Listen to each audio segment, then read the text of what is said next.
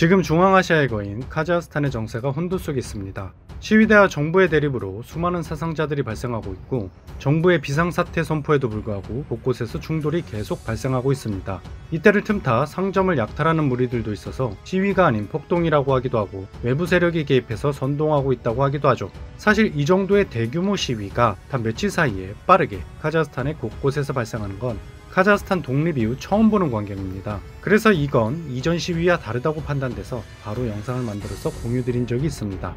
물론 기존에도 정부 정책에 불만을 품었던 사람들이 시위를 했던 적은 종종 있어 왔지만, 전국 단위로 이렇게 시위를 하는 광경은 카자흐스탄에서 처음 있는 일입니다. 매우 이례적인 상황이죠. 그간 이런 대규모 시위가 일어나지 못했던 것은 몇 가지 이유가 있습니다. 첫째는 광활한 영토와 낮은 인구密도 때문입니다.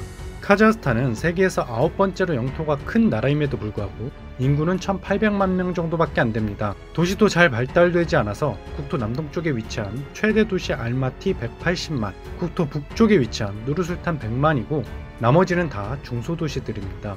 인구 밀도가 호주나 캐나다와 함께 매우 낮은 나라 중 하나입니다. 구조 자체가 전국적으로 단합하기 힘든 구조입니다. 둘째는 민족 구성입니다.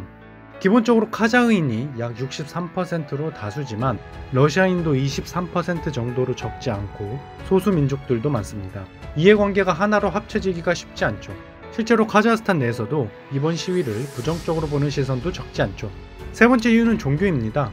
기본적으로 이슬람을 믿는 무슬림이 65%, 구소련의 영향을 받아 러시아 정교를 믿는 인구 20%, 기독교, 불교 등 기타 종교들까지 있습니다.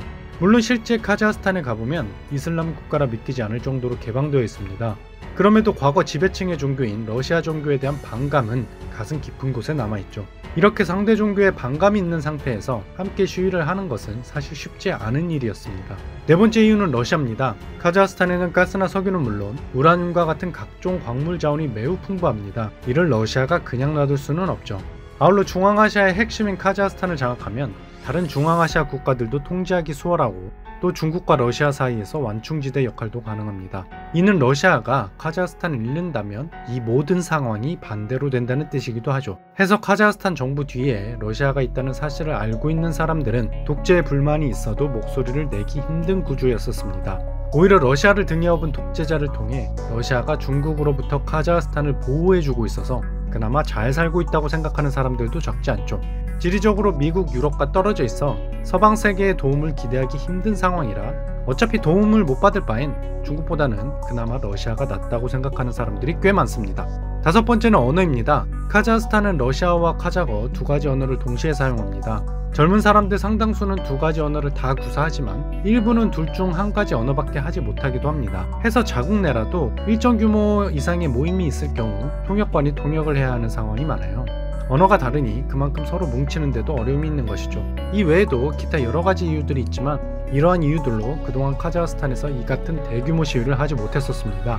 그럼 그동안 산발적인 시위밖에 못했던 나라에서 무엇이 이런 대규모 시위를 가능하게 했을까요? 미친 듯한 물가 폭등, 코로나로 인한 경기 침체, 30년 장기 독재에 대한 불만, 관료들의 부정부패, 미국 등 서방 세계의 선동, 러시아와 카자흐스탄 정부의 뒷거래, 아니면 의외로 중국의 공작?